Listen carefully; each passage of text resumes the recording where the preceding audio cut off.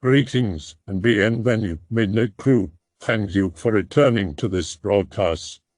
And welcome to new viewers joining us for the first time.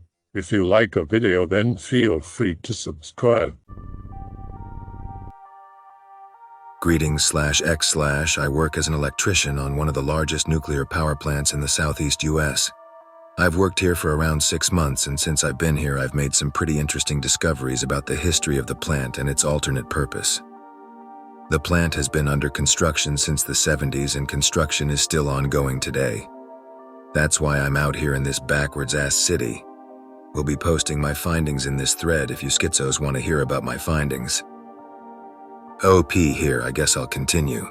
So the entirety of the facility is about 10 city blocks, not including the Subterranean complex, which I'll get to, making it a pain in the ass to navigate, especially if you're hoofing it and have to get from reactor to reactor.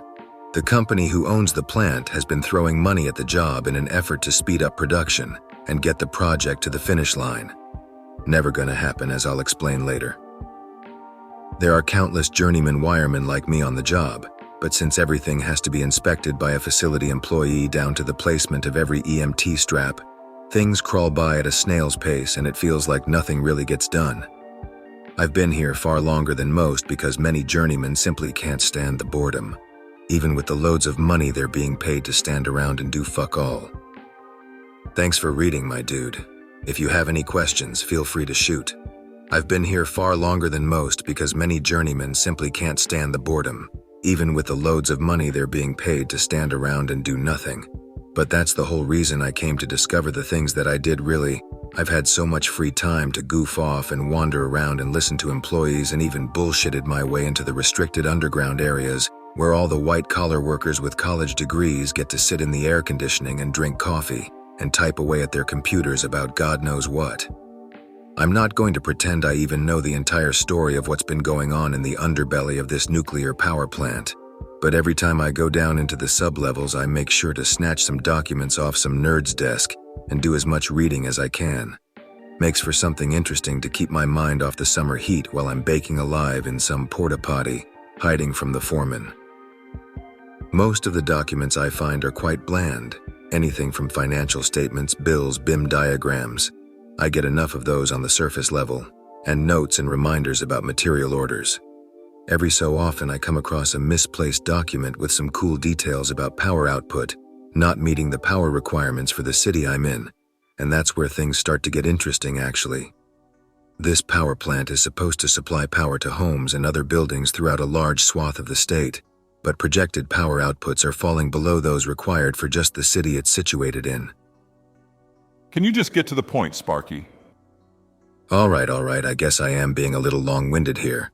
Currently, the 2 operational reactors are producing around 2,500 megawatt an hour combined, but most if not all of this electricity is actually being diverted right back into the facility itself, from what I could glean from my stolen docs. It makes absolutely zero sense and still isn't quite clear to me why they'd be doing this, but what I do know is that the underground portion of the plant is the culprit for all this power consumption. Why are these sublevels hogging a county's worth of energy all by themselves? I won't know, and I suspect I haven't even seen a vast majority of what the big basement has to offer. I guess it's not too interesting, but I'd say it is definitely paranormal in nature. One last thing I will say is that pretty much every inspector has a stick up their ass and are practically ritualistic in terms of how they want conduit run and the placement of junction boxes. Our work is practically ornate at this point. That is very intriguing, Anon. I also work as an electrician, and that is very unusual indeed. Maybe they have a secret research or military facility of sorts. Has anybody mentioned something similar? The Army Corps of Engineers has been on site a few times, and I've seen some big wig government-looking dudes pull up, but all of that was in plain sight, so nothing suspicious there, really. You're probably right that it's something research or military-related, though. My best guess is that the whole thing is a front for embezzling the generated power and putting it towards whatever is down there. I have some other crazy theories too, but they get into schizo territory and factor in my own belief system about the world. Are you sure you don't just have embarrassingly low standards? Yeah, People who care about shit holding up and being maintainable while still highly modifiable and don't want a sloppy job done just because you want to get to your pet project/relaxation sooner. Yeah, you have no idea WTF you're talking about. Industrial buildings like this are built for permanence, and the circuits running through them aren't supposed to be highly modifiable. Try again, Spurg. That's not what highly modifiable means. Bog brain, more spare parts, more options to expand and append to a thing, etc. It doesn't mean they ever will. It means it's critical infrastructure. If it's a massive power plant, and if there's a shortage on some shit, they can just go, let's melt down those stupid dongles we put on the pipes. Until then, they're decorations, and someone who took kickbacks at best. All major infrastructure is built that way. Bear in mind that during World War II they were melting down buildings for their steel. The government is a prepper. You're reaching here, dude. They don't melt down dongles on the pipes when they need parts to update infrastructure or buildings. This material we're using is a drop in the budget bucket for these people. You are embarrassing yourself. They do that shit all the time in the military. Infrastructure buildings are literally designed to last and to be as adaptable if necessary. I'm sure if you saw these runs of conduit, you'd think it was some modern art exhibit. A lot of micromanaging going on and overcomplicating of things, especially since we're running the expensive stuff, RMC and rigid PVC. Have you ever seen a sane man demand there be a nipple with a roll and a skewed offset in it? For every circuit leading out of an electrical room, with PVC coated rigid? Shit is tiresome. I like to think they're keeping some sort of deity alive down there. It makes my work feel more important, like I'm contributing to something greater. We are here for schizo territory, say some of them. As I said before, I began buying into the idea that the nature of all of these stupid procedures and ornate building protocols is in reverence to whatever they keep inside the underground. I think many, if not all, pagan gods exist or existed, and are real things that humanity has not stopped trying to placate. It was a few months ago when me and a coworker were commenting on how strange our conduit runs were getting and how trippy they looked that I started to think about this. This dude I was talking to is a little weird though. He's got Futhark written all over his toolbox and tools. He thinks he's some Viking or something, but he's just a hick in my opinion. Where is this? The deity? Again, just speculation on my part, but I think it's very deep below the whole plant. It's my personal theory I'm peddling here. If I had to guess, something from long before the US was formed that used to be kept in check by Cherokee shamans or whatever. But since the US ran them off to reservations out west, they've had to start dealing with it themselves in some way, and now they're trying to contain it entirely. Glowmore, we are talking about a very complex power grid. Tell us everything, anon. I'm starting to think the breakaway civilization is underground. No one thing has led me to this conclusion but a series of conspiracies and technical reasons. So I'll assume we have all heard about DUMS. Another thing to note is that the ideal way to make bases on other planets and moons is to put them underground. It is much easier to shield yourself from radiation, physical impacts from meteorites, EMPs, gamma-ray bursts, and just all that shit space will throw at you. Several times Earth has been wiped out due to various civilization-ending events, most of which, if you were underground, would have protected you from. With sufficient technology and energy, living underground would be no different from living above ground. People would actually prefer to live underground because it would be much safer. If the retards above ground decide to nuke each other, you don't care. You can easily become an island unto yourself and escape the troubles of the world and its factions. The final straw that made me really buy into this idea was when I was reading The Three-Body Problem. It's a sci-fi book. At some point, the civilization becomes so advanced they move underground after a great famine hits and escape the hungry masses. Their advancements allow a digital screen to be created on the ceiling that is indiscernible from the actual sky. The way the author described the setting and how people became comfortable with this just made it seem all that more believable. The space they had carved out was so vast you wouldn't ever need to leave. The only people that lived above ground were seen as poor people or the older generation that was just used to the idea of living on the surface. Also reminds me of how Google wants to build dome cities. Yes, theirs are above ground, but the point is to create a tiered society. Walls, boundaries, and this gives ultimate control. if you can just build your territory underground with no one to dispute it. You may be onto something, Anon. It's a lot more plausible than them being in space. I work underground. Strange shit happens when you get down deep. I doubt there is a single long-term mine worker out there who hasn't experienced something out of the ordinary. You work in a mine? What kind? Do you have any specific experiences to share? Iron ore mine. I have some stories. Was working lines down to 1,000 meters. Me and Crusher crew's safety team up on 800, pulling power lines in the deep end. Couple natural deep points where holes go into the ground. Always puffs of air from such places. The ground breathes. Nothing strange about that. But that day, I felt hot air coming from several. Report to safety in case of gas. Gets checked and cleared. Continue working, about 60 meters from the other guys. Starting to hear music. Very faint, like strings and chanting or humming. Hard to tell with airflow on. Put my ear towards the edge of the wall and floor.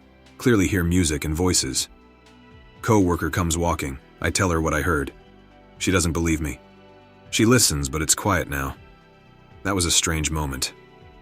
Another time, someone kept messing with our equipment. Rocks and pebbles would be stuffed inside out diggers and pipes. Hoses, etc. would get moved. First, we thought it was pranks from the secondary crews out of spite, but they had the same problem. That went on for a good 6 months. Plus the sudden feeling of terror sometimes. Real bone shaking, hair-raising terror for no reason. Or just the sensation of being watched. I actually believe that the earth and rocks can somehow hold energy and release it under certain circumstances. It's basically what ghosts are. Energy that has been stored and released. I also experienced whispers and strange hissing deep underground in the Carpathian Mountains, but that's likely for other reasons. It's all but confirmed that humans have an innate ability to sense when we are watching. Particles react differently when they are being observed, so it makes a sort of sense that we can sense that. It's also a common occurrence that people who are in the room with serial killers can sense their evilness. Happy that you're safe, Anon. It seems like something may have been with you down there. A couple months before that, in the main shaft at about the same depth, me and 2 crews working hard to get through deposits. Strange moment when foreman tells us to stop. Sudden tremble in the rock. Feels what it feels like before a collapse. Everyone stops working. Instinct kick in and we run. Make it out of the shaft before a section of 70 meters collapsed. As foreman, how he knew, said a voice told him from behind, but no one was there. He's freaked out, takes a week off from work. Couldn't blame him. We let the secondary crews clean that up. The voice he heard could be an instinct override. It's when your deep unconscious is noticing like 1,000 bad things your conscious self is too busy to see, and it puts 2 and 2 together and realizes something extremely bad is about to happen. But it's a part of you that's essentially drowned in the waters of your waking self. But if shit is serious enough, and you're in a place scary enough to facilitate measured hallucinations, voices can bubble up from below to warn you. There is a lot more to us than the name people address us with, and the thing that responds to that we all call me. Be drilling test shafts for the high and mighty office people back in 2009. Alone with just a drill operator who is my good friend, and another grunt like me as well. Down the haulage shaft that runs horizontally. About to leave after taking cores out. Forgot my gloves. Turn back and walk towards the end of line. Get extremely confused for a few moments. There is a tunnel to the left where there is not supposed to be one. Stand there for a few moments. Figure I've been working on the wrong level. Oh shit, boss is gonna be mad. Grab gloves and run 2 after my coworker. Don't tell him. Better not knowing. The next day, return to the same shaft to mount some lights and a new communication line. Look for the tunnel. Not there. What the hell? Did I work on the wrong level? Check where we did our cores. Yep, there they are. 4 perfect holes. Properly freaked out now. Tunnels don't just vanish, or appear for that matter. Ignore it, and works on. Later that week, at the pub with all the crew. Lose my inhibitions and tell them the story. Several of the secondary and third crews start mumbling. They had been working at that level for 6 weeks. Happened to them several times. They had even seen them as a group, entered one and left a shovel to mark it. Gone the next day, no signs of shovel. That is one of those things that has become kinda the in-house story around here. Something we frighten the greenhorns with, but still fear ourselves. I know for a fact that's a common thing among miners. My uncle Doug Cole here in the US said so-called ghost tunnels happen now and again without explanation. They blamed it on bad air and seeing things. So that's cool to hear about from another person as well. I find the underground world both very intriguing and a bowel movement-inducing level of terrifying, especially when you go deeper. I was watching a documentary of Tautona Mine, which is 3.6 kilometers, 2.2 miles for you metric illiterate, deep. Can you just imagine what it's like down there? With all those countless shafts and corridors, many of which are undoubtedly abandoned or sealed up, there's bound to be something unknown down there, with all those people or in the lonely sections of tunnel dug and left alone. It's a whole different world down there, a whole planet's worth of unexplored territory. Does anyone have any good underground-related stories, experiences, or thoughts they'd like to share? Despite this huge market for creepiness, I don't think I've ever read anything related to it, except maybe Ted's caving page. My mind shuts down just thinking of how the hell all of that shit was made. It's mind-boggling, but I guess if I look up how it's done, it won't boggle so much. But I don't want to look it up because I like the feeling it gives to think about. Ignorance is bliss. And I've been up for 31 hours too, so yes. They build that stuff over decades, and I doubt they ever stop. Still, even if I knew the exact mechanics on how they work, the sheer amount of time, materials, and manpower they'd need for that is I still just couldn't wrap my mind around it. I'll bet you all my life savings that there isn't anything unknown down there. Yep, I've been exploring in lots of mine shafts and naturally formed caves. I've never encountered anything paranormal in the depths of abandoned tunnel networks. Sure, your imagination can run wild, but other than the occasional human squatter or animal within the first 100 yards of an entrance, there are no man-bear pigs. In regard to caving, I have had a couple hair-raising moments and only one off-putting experience, which I will greentext and post in a moment. Be avid caver. Usually go on weekend or mini vacations with a few experienced cavers. Each of us has contacts or knows someone who can always recommend or give access to various caves. It's important that I point out how caves, which are easily accessible to the public, are typically very large, easy to pass through, and therefore more touristy. The caves that are really worth exploring are always protected and not really advertised outside of caving enthusiast organizations. These are the ones that require climbing ability, squeezing through tight places, and some sense of navigation. About 5 years ago, a buddy, let's call him Dan, says he got a lead on a really nice cave in Tennessee. Sounds like a plan. We end up driving 7 hours to get out there together, and a third caver, let's call him Steve, meets up with us in the nearest town so we can all drive out to this private property together. The cave is located on a local's private property, but someone referred Dan to him, so there is no problem setting up camp on his property, which was huge. Pitch tents, spend the night grilling with Dan and Steve, and hit the hay early so we can be well rested. Although daylight didn't matter, we always made a habit of leaving first thing in the morning, wake up, pack up gear, and meet up with the property owner so he can lead us directly to the cave. Get there, and the cave entrance is a hole, flat on the ground, but it has a metal door over to seal it.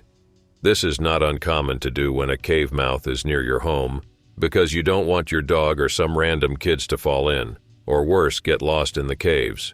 He unlocks it, tells us a little bit about the cave's layout, and informs us that there is another exit on the other side of the moment, but that it is a half-mile squeeze and that we'll need to hike back anyway.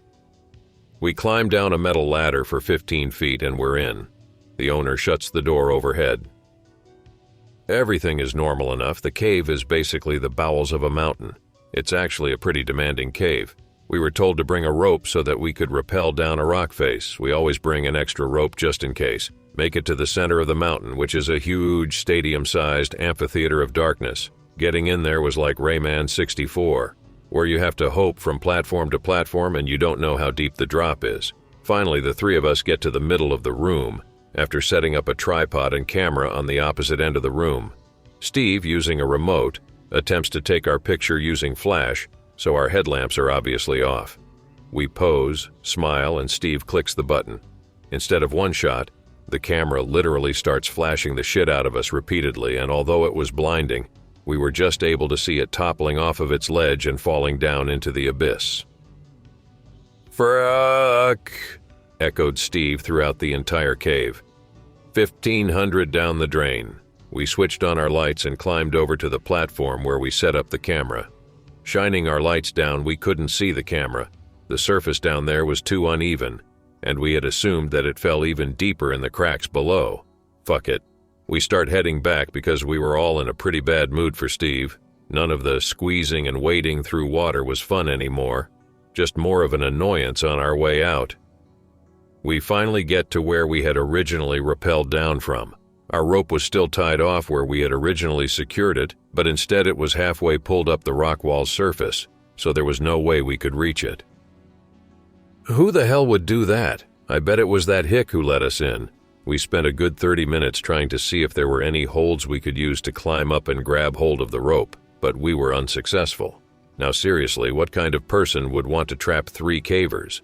We thought that at some point he may have wanted to rob us, but while we were in the cave, there was no time to try to figure that out. We remember him stating that there was another exit on the opposite side.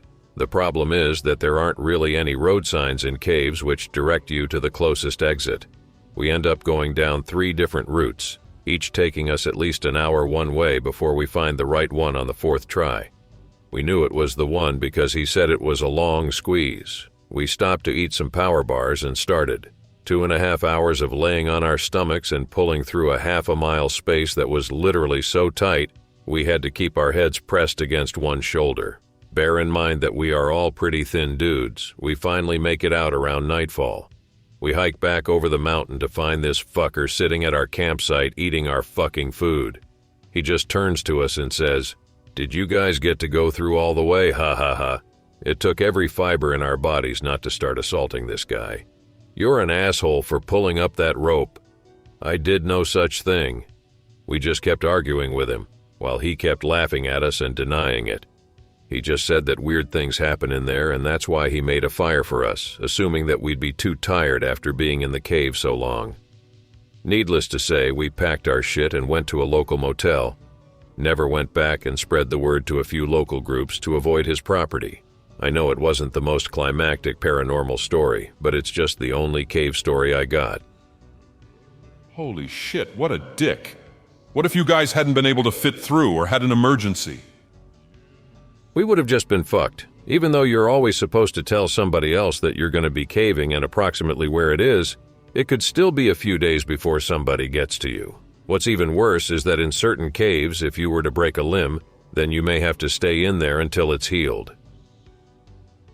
The reason they train a lot for underground settings is because it is the worst possible case scenario for an offensive fighting force to find themselves in, second only to orbital installations. CQC in a building usually follows the dogma of throw a grenade in there or get someone else to clear it out because of how deadly it fighting room to room or corridor to corridor is. Ever wondered why bunker busters or napalm during Vietnam was a thing? It was because there was no other way to clear their underground tunnel networks. Now imagine a military facility deep under a mountain with blast doors and internally controlled air ventilation systems and point defense weapon systems in a close-quarter environment, where entire sections of this base are literally just underground cities to facilitate the hundreds of workers and staff that have to live down there for prolonged periods of time. A combat zone you have zero floor plans or blueprints for, as the base is as highly classified as you could possibly get, while the defenders know the base, and its kill ones like the back of their hand. DARPA has developed initiatives for robots that can navigate such facilities in the past. It's that lethal that the Army wants to send killbots instead of risking feet on the ground. It is more of a case that there have been defense considerations previously of what would happen if a firefight were to break out in orbital environments, and each time military analysts have collectively shit themselves in fear at the prospect of such a scenario ever happening. Ignoring the prospect of how you would even equip your assault team for low-G environments, how you would get them to intercept your target in time, how you would do it undetected or avoid being intercepted yourself, how you would dock or even hard breach your target, how you would handle a spacewalk combat scenario. Getting into an orbital installation in the first place and clearing it out would be practically suicide. Not only would the layout of the facility likely be asymmetrical, but the corridors and rooms will be fairly cramped. You would have to take into consideration when firing a firearm that the recoil will affect your orientation a lot more due to low G forces, and that any shot that will overpenetrate or miss its target will hit the surrounding environment instead. If that happens, you will at best create a slow atmospheric leak, at worst compromise the structural integrity of the facilities section, and cause rapid decompression or structural collapse. You may also have defenders deliberately sabotage the environment by doing something as simple as overriding airlocks or readjusting the installation's orbit into a decaying one. Now imagine what would happen if a team member gets shot. How in the hell is a medic going to tackle his body under low G conditions? Not just orientation or handling, but also taking into account how the body physiologically operates under low G conditions in comparison with being on Earth. Now imagine what would happen if a hostage was involved, or if a body must be evac'd and stored in your assault team's vessel with limited transport capacity. What if something messes up and there is a technical fault with your craft? You get the picture. Below us, there is a whole secret world. Not aliens or gnomes. It's the New World Order military. This is the biggest organization the world has ever seen, or not see in this case. These bases, there are thousands worldwide, go miles deep down into the base rock of Earth. Millions of people live there. Some bases are like complete cities. They have quarters, offices, training grounds, reactors for the energy supply, food production, animals, factories, laboratories, etc. The network of underground bases can exist independent from the surface world and survive a nuclear apocalypse. The bases are connected with tunnels. MANT have bullet train railways, and many important surface places like government buildings and corporate headquarters are connected to the tunnel network. This hidden army is the biggest of the world, and the New World Order is de facto the world government. They are in control of the weapons of mass destruction and have advanced technology that is not known to the public on the surface. They can clone people, heal all illnesses, use telepathy for advanced mind control, and they are even able to manipulate time and space. They have anti-gravity aircrafts and war machines that can teleport to any place on Earth. They also have large energy weapons that can cause earthquakes, tsunamis, and control the weather on Earth. This hidden organization has the real power, and all politics on the surface are directed by them. They built this hidden world for over 100 years, preparing for the takeover when they finally show themselves and create the New World Order on the surface, with a central world government. The world is now getting close to this moment. I hope that you enjoyed tonight's broadcast. If you enjoyed tonight's story, then please subscribe to the channel, as more Greentext will appear daily.